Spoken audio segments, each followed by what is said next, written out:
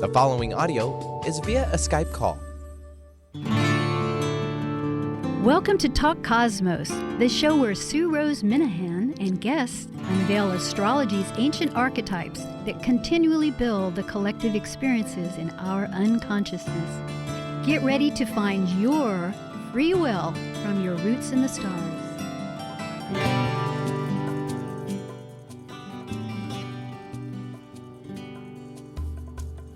Hello, I'm Sue Rose Minahan of Talk Cosmos, and tonight is November 10th, 2018. We're in the third of the Scorpio archetypes. That's the planet, involves the planet Pluto, and for traditionalists, Mars. I'm evolutionary, so we concentrate largely on Pluto, and tonight we'll be very involved with Pluto. And the Scorpion, the Phoenix, the eagle, there's many dimensions, and the 8th house. This week, there's been significant changes that I just wanted to address, just for the interest of all of you, whether you're astrologers or non-astrologers. I know there's a wide mix. And that is that we had a new moon on the 7th here in the Northern Hemisphere. Always the next day, it's going to be the following day. And tonight, that's important because our speaker is from New Zealand, and this is via a Skype call, just for your awareness. So there is a new moon. It's 15 degrees Scorpio. That's a fixed sign, and it is trine Pisces in its own sign. So it's a very, that's an issue. I'm just bullet pointing these in a sense. And we may pull them up or not, but they're significant. There's these changes. The other is the nodes, and that's a point, an orbital point between the moon and its orbit around the Earth. I'm pausing here for a moment. I always get this. But at any rate, it just changed from the fixed signs Leo as the north node to Cancer as a north node. It lasts for a year and a half. It's quite a cycle. And the north node will be in Capricorn. Jupiter, that travels in its orbit for about a year, maybe 13 months, just changed from Scorpio, the very last degrees, to Sagittarius in its own sign. It's a very significant shift of finding greater meaningfulness always, which Jupiter relishes in.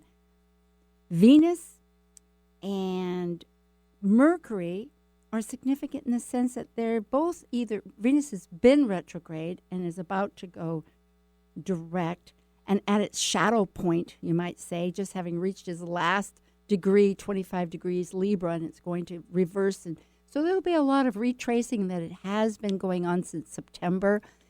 We're all in looking at our relationships, at our values, at our finances, perhaps. But it's a very deep experiential time because these don't happen overnight. Life comes up to us, and there we are.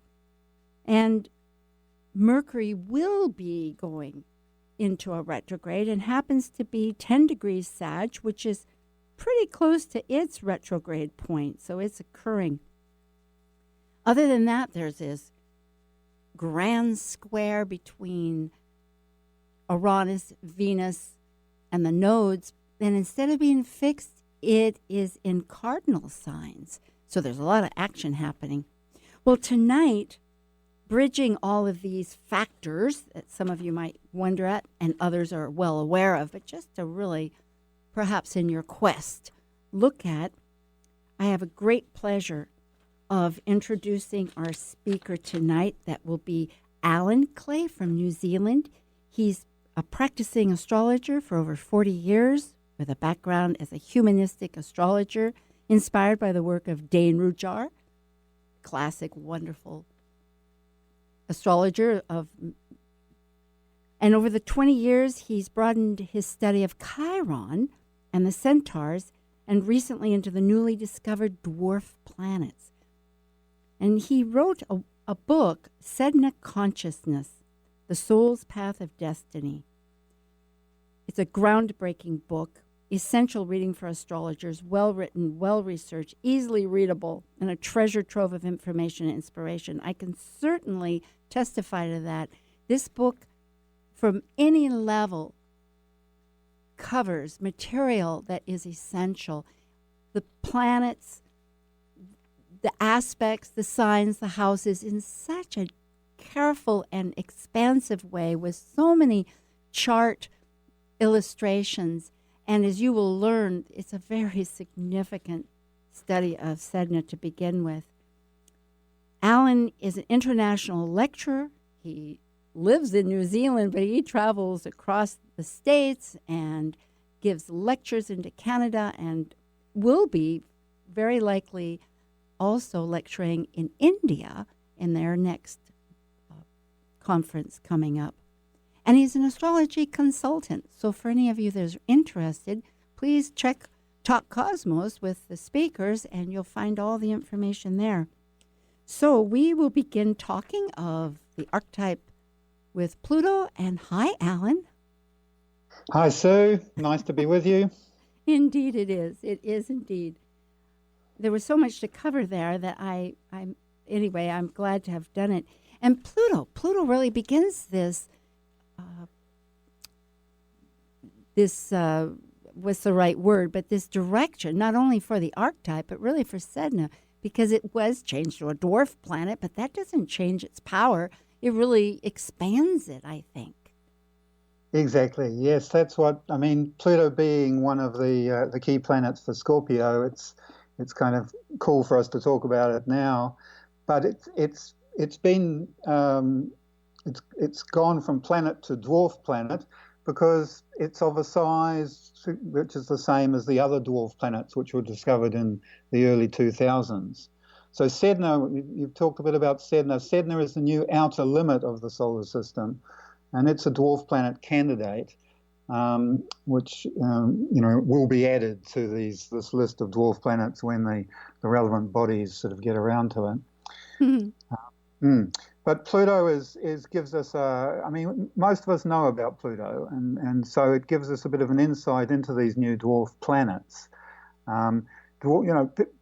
Since they were discovered in the early 2000s, a lot of astrologers have been a bit shy to use them because, well, we don't know what they mean. And there's so many of them, and we're trying to sort of fit them into our existing sort of understanding of astrology. And the reality is with many astrologers believe that when a new planet is discovered, it represents a new aspect of our consciousness that's coming into availability for us as a species.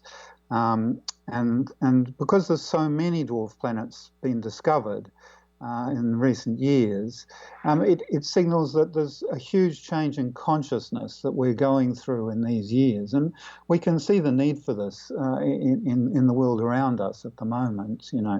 Our old way of life is struggling to keep pace with the needs of the modern world.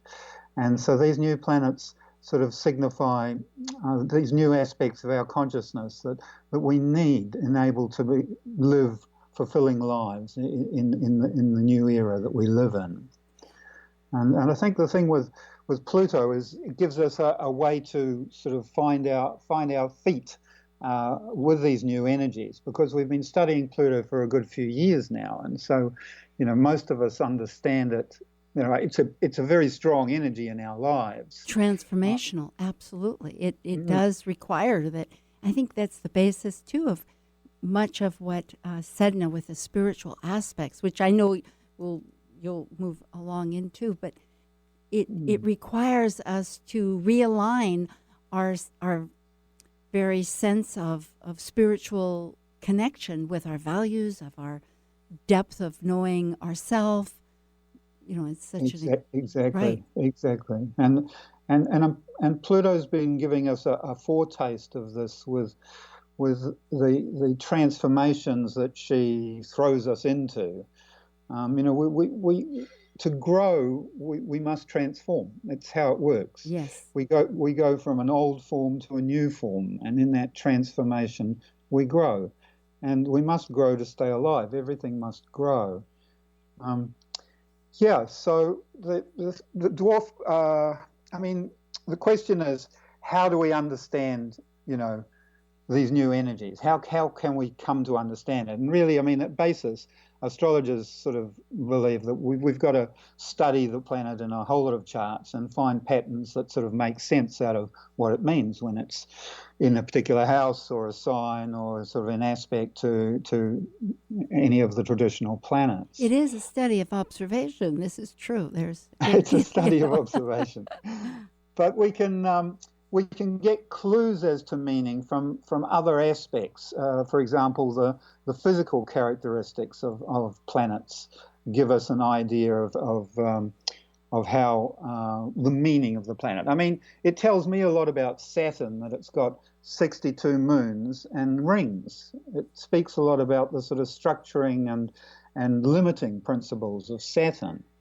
And, it tells me a lot about Uranus, that it's got east-west poles, yes, and that it rotates around the sun in the opposite direction to all the other planets, apart from Venus. Definitely on its own radar, yep.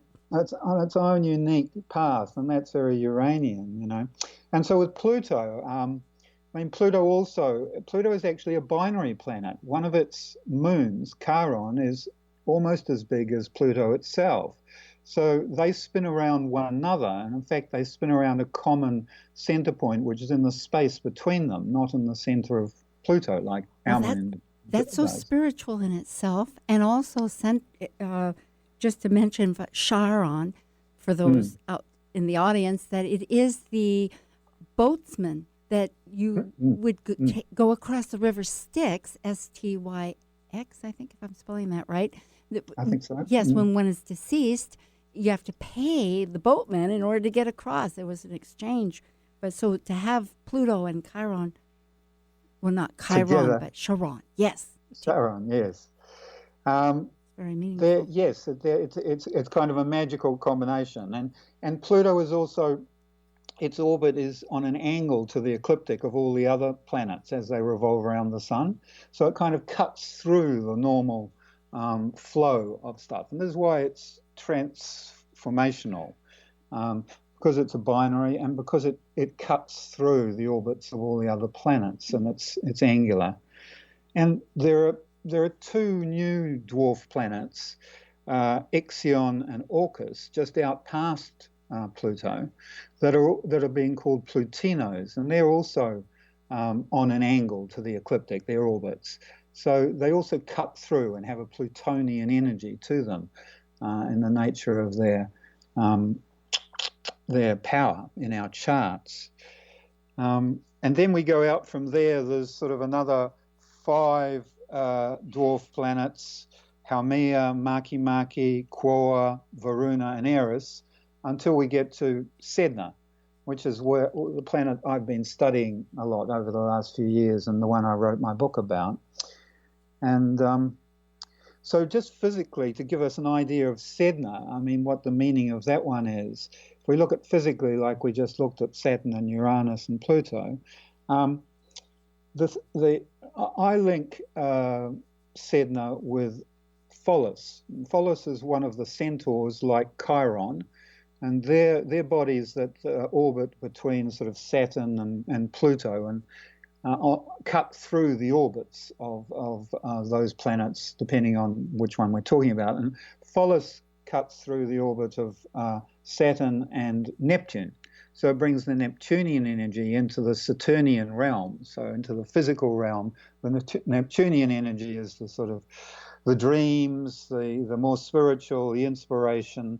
That sort of energy comes into the Saturnian, which is the practical and the sort of the rules and the limits. Structure, yes. And the structure, and sort of inspires us. And that's what Pholus is to do with illumination. And that's Pholus for those out there. Go ahead. Exactly. And the thing with Pholus and Sedna is that they both have a space weathering process that turns the surface of each of them red.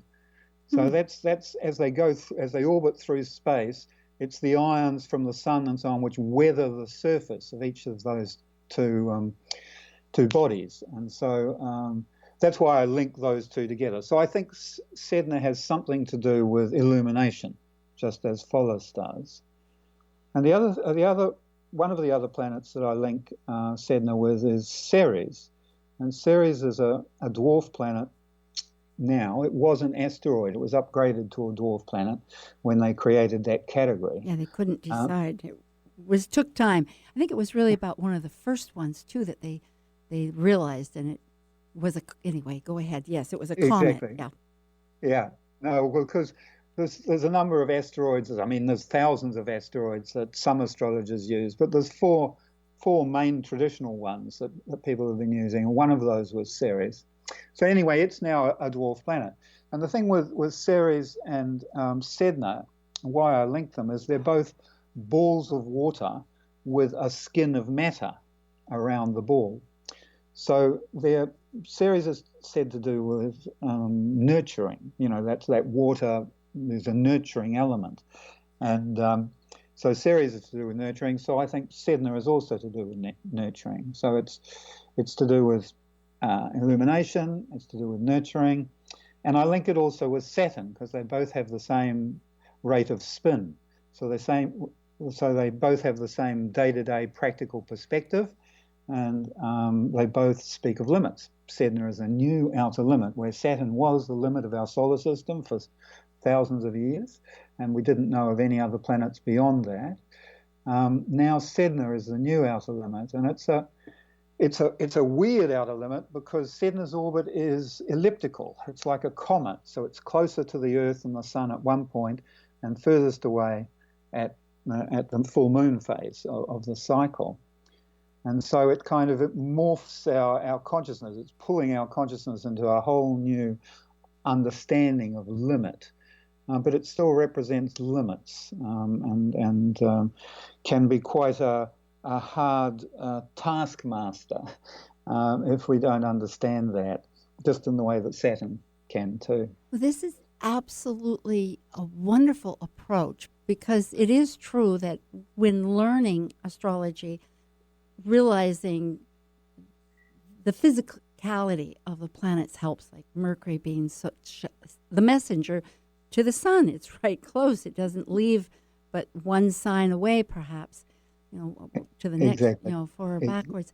But this fact, but here to the limits, this is fascinating. And I think that the myth, perhaps, then really speaks of that factor, would you say?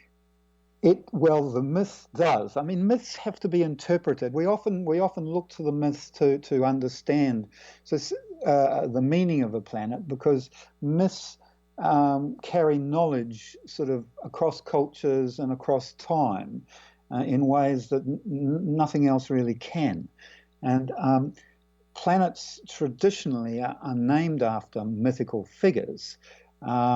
And predominantly up to date, they've been named after Greek mythical figures. But Sedna has been named after an Inuit mythical figure. So Inuit is the Eskimo people. And yes, so well, the myth, let's go into the myth. It's quite dark, but except that go for it. Yes, it does have its grim details. This is very true. But on the other hand, it signifies as an allegorical interpretation, such as you do really share in the book, and this essence of what you were just saying about the limits and the new consciousness. So with that said,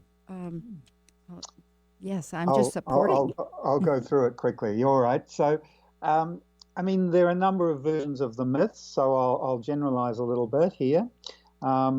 But basically, Sedna was living with her father, and she couldn't find a husband. There was no one who was suitable, and it went through various, issues and so on. She couldn't agree, or her father couldn't agree on various partners. And finally, a sort of a handsome prince came from a far-off land, and her father gave her to the prince, her hand in marriage.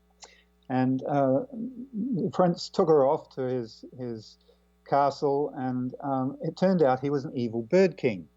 and he imprisoned her in the castle, which was on top of a mountain in the middle of a lake.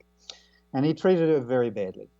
And the father got to hear about this, and he came to rescue her. And he steals her down the mountain, and they get into a boat and across the lake at the bottom. And as they're crossing the lake, the Bird King discovers that she's disappeared, and he comes down and finds her in the middle of the lake and beats his wings and creates a huge storm. And the boat's about to capsize, and the father can think of nothing to do to save himself except to throw Sedna overboard. So he throws her overboard, and she doesn't want to die, so she hangs onto the side of the boat. The Bird King beats his wings, and the storm continues, and the boat's going to capsize anyway. And so the father takes an axe, and he chops off Sedna's fingers one by one as she's clinging to the boat. So she can't hold on anymore. And then she sinks to the bottom of the ocean, and she becomes the goddess of the food supply, and all of her fingers become the walruses and the seals and the fish that the Inuit people feed on. Now, the thing that's notable about the Inuits and their deities is their gods are not dead and in heaven like ours tend to be. We tend to think of ours as being sort of disembodied and sort of dead to the world that we know around us, whereas for the Inuits, their gods were alive and present in their world. And so Sedna had to be looked after on a day-to-day basis by the Inuit people so that she would send a bountiful food supply to them and not create huge storms so they weren't able to go out and fish. And Dane Rudger, who's a very famous astrologer, he posited that the outer planets like Uranus and Neptune and Pluto, and now going out all the way to Sedna, act very differently at the unconscious level, or if we're on the spiritual path, or if we're at a spiritually evolved level. Yes. The energies are actually quite different. And so a lot of people have been a bit confused by this myth sort of since it was named, and that people have been trying to interpret it and so on, and it does seem so dark, but my suggestion is that, and this is studying many charts to see how it operates in different people's lives, is that everything up until Sedna loses all of her fingers in that myth is the unconscious level. And at the unconscious level, Sedna's always trying to send us energies which move us onto the spiritual path. She's always trying to get us onto the spiritual path, and most of us don't really want to get onto the spiritual path. It's a bit of a hard work, and so we'd rather just keep going as long as we could with the unconscious lives that we tend to have. And so at that level, it's all of that pressure that the myth talks about, which is all, I suggest, designed to get us onto the spiritual path. Now, the sinking to the bottom of the ocean is the spiritual path. It's actually a transcendence of the experience.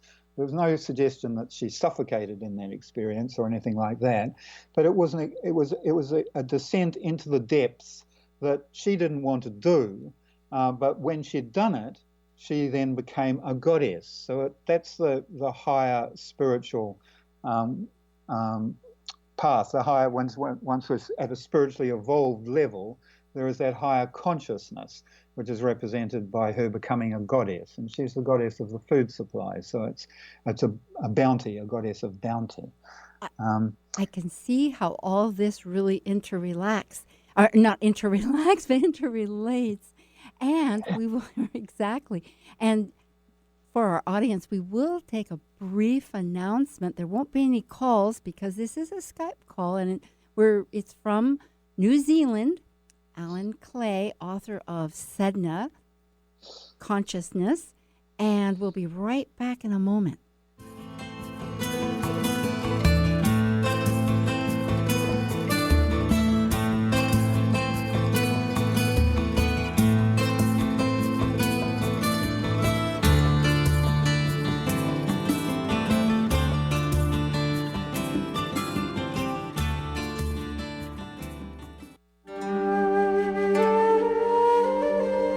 While we take a break from this week's edition of Talk Cosmos, let's take a look at this cycle's archetype.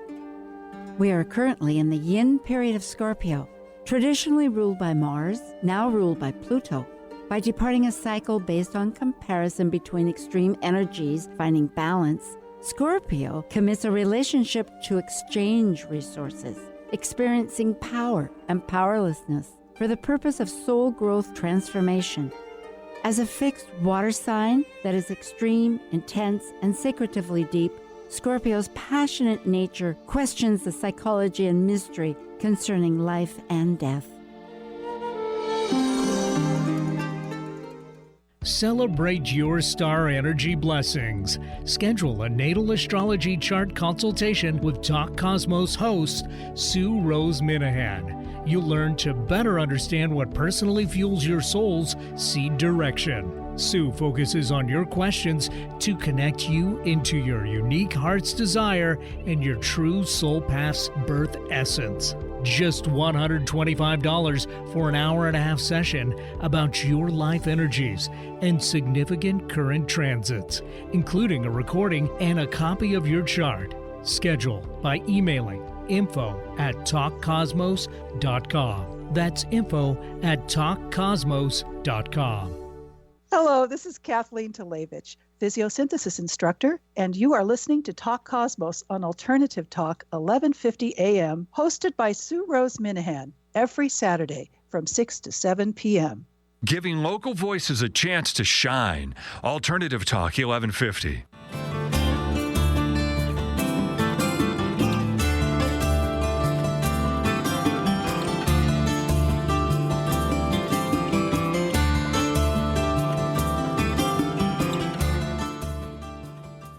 Okay, we are back. And Lovely. Yes, Alan. Well, I have a couple of comments here at that wonderful story of the myth. I mean, wonderful only because I have always realized that spirit does have its way.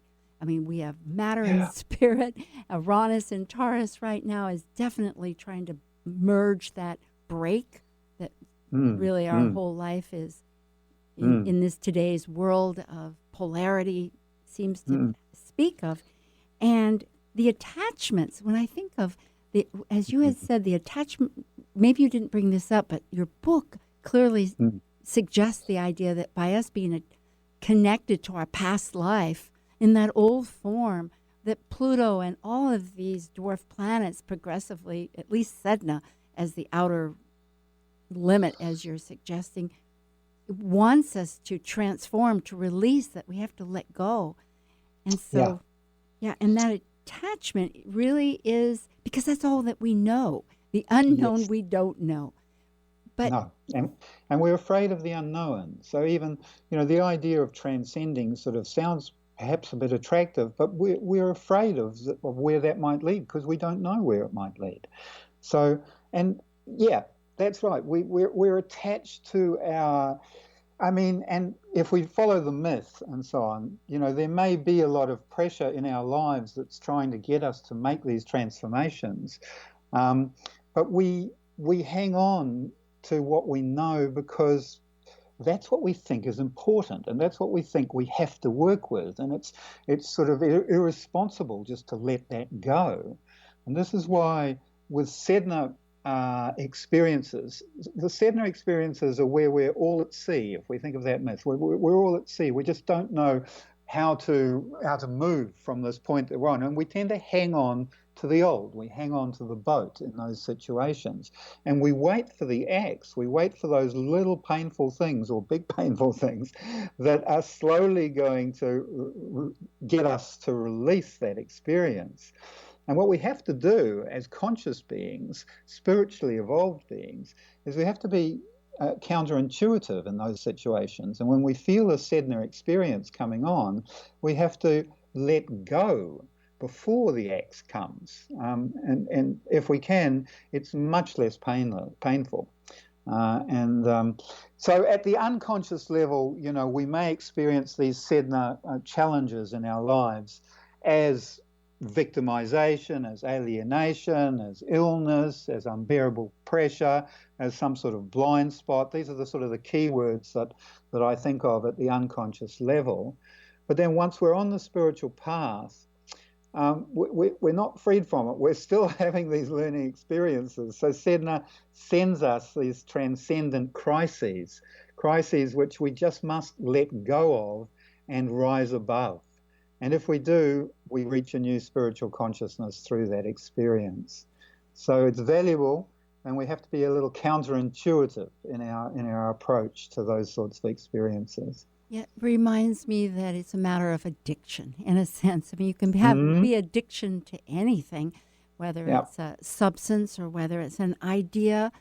And there is a moment where one wonders, isn't there another method? Isn't there another way? Or that joy in life that, and I think too, with all the conditioning, and it's releasing those conditions, that it doesn't have to be the same story or the same habits that bring up those emotions. And when you bring up the idea that it's related to series of nurturing, because in that story, regarding Pluto, she was the sister of Pluto, and her daughter became the queen of the underground by being with Pluto. And so it is this idea, I think Demetra George brings up the idea, from what I read, that it is where we nurture ourselves, because it was famine until she came back. And of course, this idea too that, I know one other point I wanted to bring up was that with the evil bird king. Yes, that actually that was like all in the head. Like here it was all in the mind. It wasn't any body. There wasn't any integration. I keep getting focused on this integration between body and spirit. So possibly that was how she needed to be released from. But the point is too, she became a goddess. So all of us have this evolutionary ability. We do. We have the possibility to transcend any of these experiences that we're having and reach a new spiritual consciousness through that experience, no matter how painful it is. And often, it might be illness too. This is another way that Sedna operates.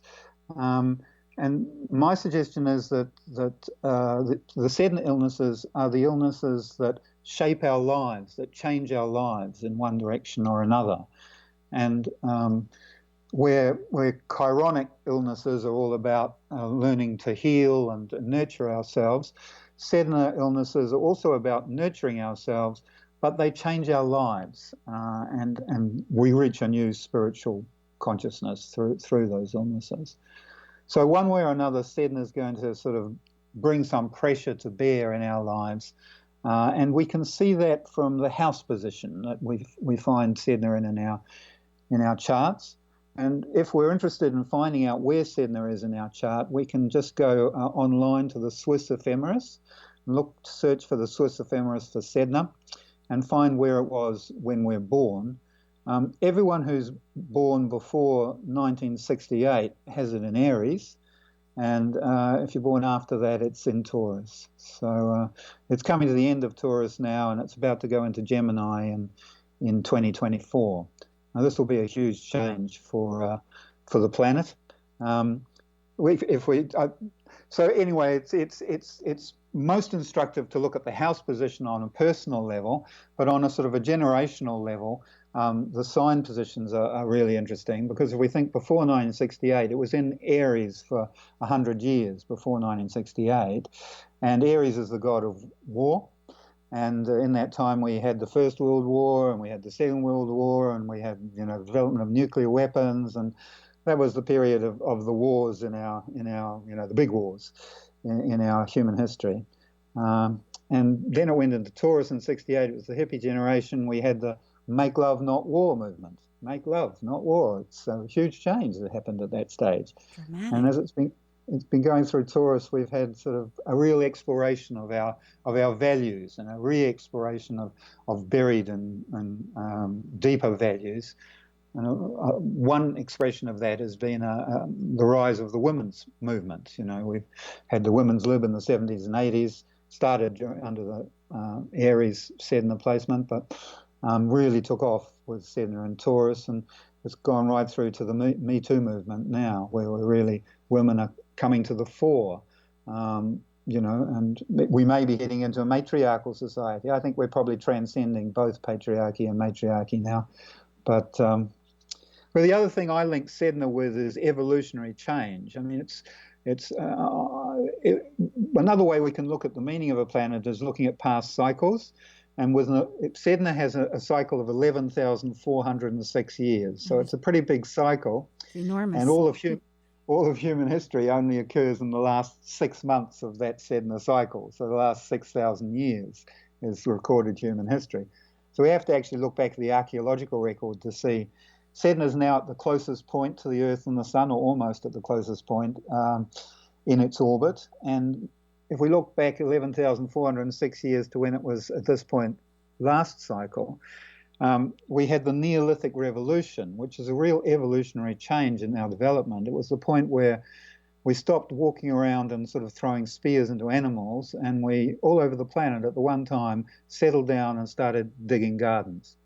And this was a huge change for humanity because suddenly we could produce more food than we needed. And in fact, yes, I've noticed on various channels on Nova or Netflix, I'm not sure how, my husband listens to a lot of these, and that 12,000 years ago, approximately, so that's 11,600, but 12,000 years ago, they've discovered remnants of food that was cooked. And so they're realizing that, which brought it earlier than what was recognized, that they're solidified, they're petrified pieces of food, but still that there were ovens and this cooking. So that relates very beautifully. Go ahead. It relates beautifully to the goddess of the food supply image. Yes, nurturing. That the nurturing is actually a key change in our evolutionary growth. And it's only because of that change of nurturing that our civilization developed, because suddenly people could take different roles. We didn't all need to sort of gather food every day, all the time. Some of us could take different roles and, eventually become astrologers or whatever else. And different and needs. That's right. So I relate, Sedna, to evolutionary change, and I think we're going through a period of evolutionary change right at the moment. And I think this is quite hard for each of us individually and for society as a whole to deal with, because evolutionary change is just like that letting go of the boat and transcending the experience by sinking to the bottom of the ocean. We don't know where that evolutionary change is going to take us, and it's scary, and we'd rather go back to what we know and, let's make it all great again sort of thing in the old way. But we can't actually do that. That's not going to work anymore, and we have to let go and allow ourselves to change. Another thing that I sort of, in terms of the meaning of the planet, and this is, how the change might occur, discovery events is another thing that informs the meaning of a planetary energy. And when Uranus was discovered, electricity was discovered. And when Pluto was discovered, nuclear power was discovered. And those are sort of, those are two key energies for those planets. And the thing with Sedna is one of the discoveries in 2003 when Sedna was discovered was that was the development of neural networks. And neural networks is what enables robots to think like us. So they're based on the way our brains work, and enables robots to think like us. Now that's the basis of artificial intelligence. And artificial intelligence is going to be driving our cars in just a few years. That's the self-driving cars. They're going to regulate it, so we have to put on our seatbelt and turn on the AI when we get into the car, because the AI will drive the car better than we will. And gradually over these next few years, we're going to give AI all of the work that we currently do in the world. And that's going to free us up to do other work, to just like hunting the animals freed us up to grow gardens and become astrologers and do all sorts of other work. And we're going to have that same opportunity in these next few years with the development of AI. But there's a lot of fear around at the moment, just like there is about letting go of the boat, fear about AI and where that might lead, because the reality is AI, we're creating another life form. It's a life form that's going to be self-sustaining, it's going to be conscious, and it's going to be, my suggestion is that it's going to be spiritual, because consciousness, I suggest, spirituality is a natural development of consciousness. And AI will be conscious because it's based on our brains, so we're conscious. And so, the predictions are that by the 2030s, AI will have developed enough so that we will be able to upload our consciousness into an AI. We won't actually need to die, or our consciousness won't need to die within just a few years. And the sort of 10 years after that, our bodies probably won't need to die either because of medical advances. So there's going to be a huge change in consciousness coming up, I suggest, with the Sedna in Gemini period that starts in 2024. And that's going to go through to 2068, where it goes into Cancer. That's going to be a huge change too when it goes into Cancer. Cancer is the sign of family and procreation. I suggest there's going to be huge changes in that area in the later part of the century. And in 2076, Sedna will be at its closest point to the Earth and the Sun. And that'll be in Cancer at that stage, which is, a sign to do with gardening and so on and so on. And I suggest that climate change is likely to hit the fan at that stage. If we haven't sort of enhanced ourselves with AI to the point that we can understand how to live on the planet in a way that's going to survive, we will likely die out in the later part of this century as a species. And AI, of course, will continue. There will be still a consciousness on the planet. It does lead me to think, though, that if we are going to create a tool, possibly if we see it as that, and that possibly that tool could help manifest a new direction, a new sense of a new solution. So it will be really amazing to many, many, many shifts occurring in that case. And I'm thinking too of quantum. You said 2003, because the quantum physics has really shifted a lot of the whole Newtonian idea of gravity and everything, right?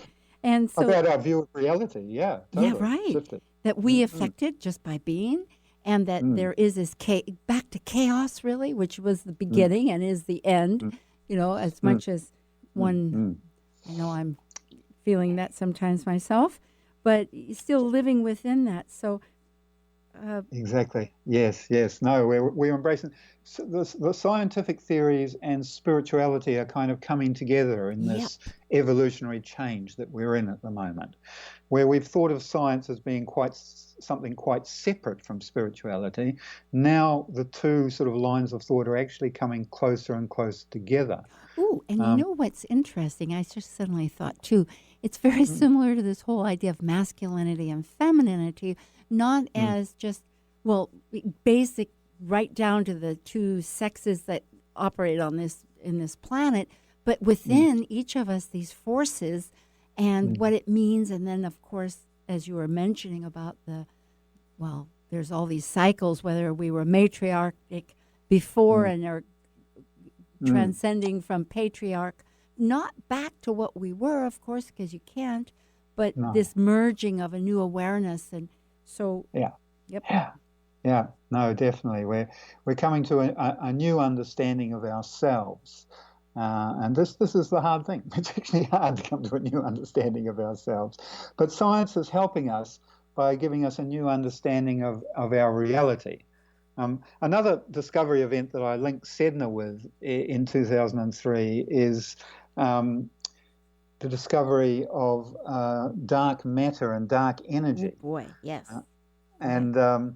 The scientists, two separate scientific studies proved in 2003 that the universe is composed of 27% something called dark matter and 68% something called dark energy, and only 5% of everything around us in the room that we're sitting in right now, only 5% of that stuff is the stuff that we can smell, taste, hear, touch, and see. I Our was so senses can shocked only reading yeah. that you go ahead, please. Yes. Yeah, our senses can only experience 5% of what's really there around us. And that's quite similar to what spiritual people have been saying to us for ages. That That's right. The there's some of us 1% that can, veil, or whether it's Kabbalah that there's only 1%, or whether it's 5%. exactly, yes, that we're caught in a sort of a mire where we don't see most of what's around us, and that some people can communicate with that other side that's right there in front of us, and most of us don't see. And so it may be that sort of, Sedna's discovery and the energy of Sedna in the chart is bringing us to understand that, perhaps this dark energy that's all around us is in fact sort of psychic energy or spiritual energy, something that we've sensed for ages, but we haven't been able to directly experience. And it's likely that as Sedna goes into Gemini, I suggest that we're going to get more and more of an understanding of this new view of our reality, which is, like you say, chaos theory and so on, is bringing us the science and the spirituality closer together. And Gemini with Castor and Pollux of the mythology, because I too recognize the language of these mythologies is their beat or their description of consciousness, that's the only way to describe it. And so, but there you have a mortal and an immortal that connected to bridge between the two. So that would be perfect. And yeah, I think of like light and music, the vibrational sense of this ever-ending system of whether light is vibrational, music is vibrational. There's thought that one elevates and the world is of musicality. Yeah. And these new energies are also vibrational. We just can't, our senses can't experience them, our eyes can't see them, and so they're called dark energy and dark matter. But I'm sure these, in the next Sedna cycle of 11,406 years, I'm sure these things will come into our consciousness and be part of our reality. So this is the sort of evolutionary change that I suggest the planet is introducing us to. Well, it's a wonderful outer limit. And again, though, back to the word limit, because there are boundaries, I suppose. And I say that in a spiritual way, one doesn't necessarily think of limits. But here, is this where this is our energy within us that we have? Perhaps outside of that, there's still, I'm not sure what would be beyond that. Again, that poses a whole new question, right? Well, exactly. I mean, I think that's what we're discovering, is what is that energy that's outside ourselves, and what are the new limits? They're definitely, far beyond the Saturnian limits. So once we get beyond the Saturnian limits, I mean, we can think of the Buddha, for example, who was able to live a life sort of, he didn't need to have a job as such. He was provided for by the universe in terms of people giving him food and so on and so on. And when we step outside the Saturnian limits and into the Sednian limits, we are provided for. There is that bounty. She's the goddess of the food supply, and so we don't need to think of our lives in the same way. But there is still a limit there. We must still be devout, or we must be sort of, have a spiritual consciousness. It's not anything goes. There are still limits. And we must feel those out in our own lives. But they are far broader than the limits we've understood previously. In other words, it is in a very much way the laws of, whether it's nature, whether it's the more karmic or the broader spiritual laws. And I'm reminded of a word that I did catch in the book, create. And I wrote here, mind has capability of giving a shape or a pattern to energy continue to exist after thought left conscious awareness. And so thoughts are things, which is woo. That's right. That's right. So some people believe that words have an existence after they're spoken, in fact, and that existence interacts with our consciousness.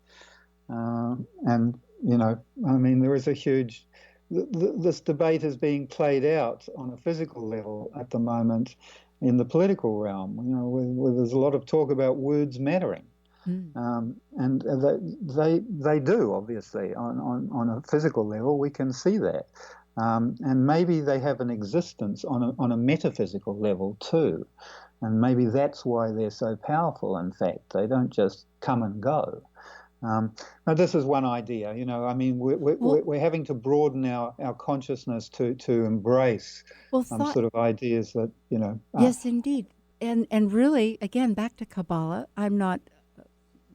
Well, I mentioned Kabbalah because I'm fascinated by it, and it does really give this whole idea or this concept of words, of energy, and it goes back more than 2,000 years ago, and many of the ancients felt very strongly about, I think, the essence of words and thought.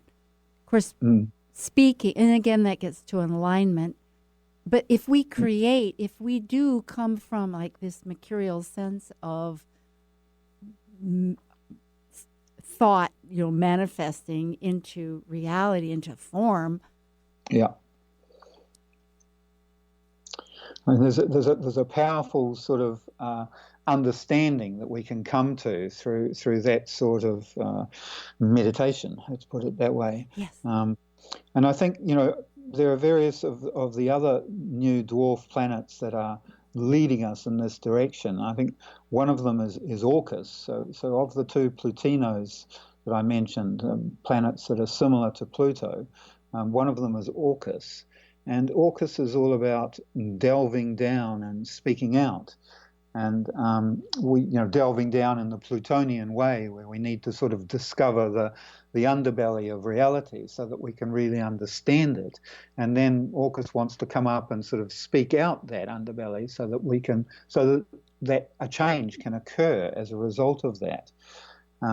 So words are taking on a new meaning, not just as a conversational or a communications tool, but also as a transformational tool and a spiritual tool. I'd suggest. I love it. I love it indeed. Yes, because exactly poetry, for instance. Poetry has a definition of expanding between the cracks, between the words of the finite into some other elusive. Exactly. Yes. And that's its beauty. Yeah. I'm going to take a brief moment and remind our audience that next week on the 17th, we conclude Scorpio, Pluto, and our speaker next week is Susie Holbrook, a physician and evolutionary astrologer. And so we'll talk about the evolutionary soul growth consciousness.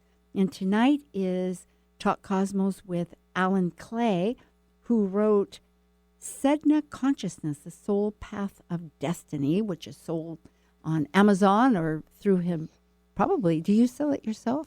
Well, I don't, as it's not on my site at all. You can go to sednaconsciousness.com and find information on it, but you're best off buying the book on Amazon.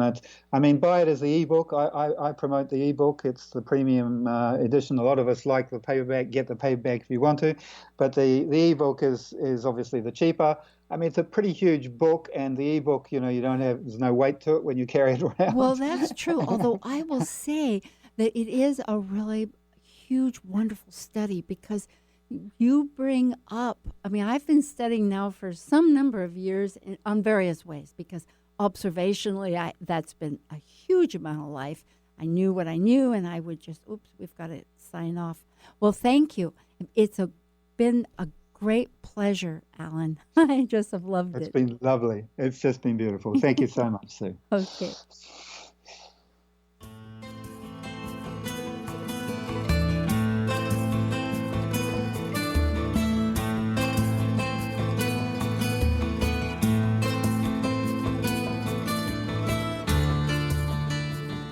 Thank you for listening to Talk Cosmos, the show where Sue Rose Minahan and guests unveil astrology's ancient archetypes that continually build the collective experiences in our unconsciousness. Be sure to tune in next Saturday at 6 p.m. to continue finding your roots in the stars.